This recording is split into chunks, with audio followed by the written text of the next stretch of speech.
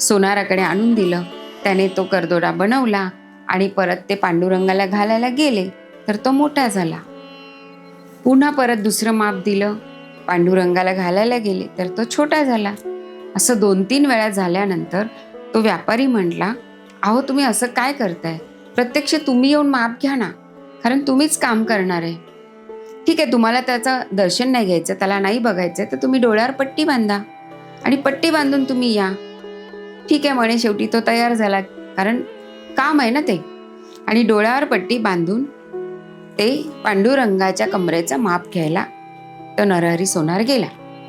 आणि जेव्हा तो माप घेत होता तेव्हा त्यांच्या हाताला, त्या सोनाराच्या हाताला शिवपिंड लागत होती. शिवपिंडीचा, शिवलिंगाचा भास व्हायला लागला. पण इथे शिवलिंग कसं येईल? हे तर पांडुरंगाचं मंदिर आहे आणि मी त्याच्या कमरेचा माप घेतोय.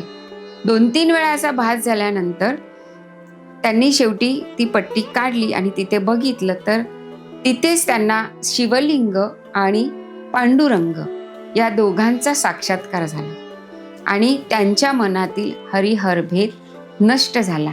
कारण जे महादेव आहेत तेच विष्णू आहेत आणि जे विष्णू आहेत तेच महादेव आहेत हे त्यांना पटलं आणि तेव्हापासून ते पांडुरंगाचे सुद्धा भक्त झाले. आणि देवा तुझा मी सोनार, तुझे नामाचा व्यवहार, अशा प्रकारे हा हरिहर भेद या संतांनी पण केला, पण तो त्यांनी, भगवंतांनी त्याच्या मनातून काढून टाकला. गोपाल कृष्ण भगवान की जय.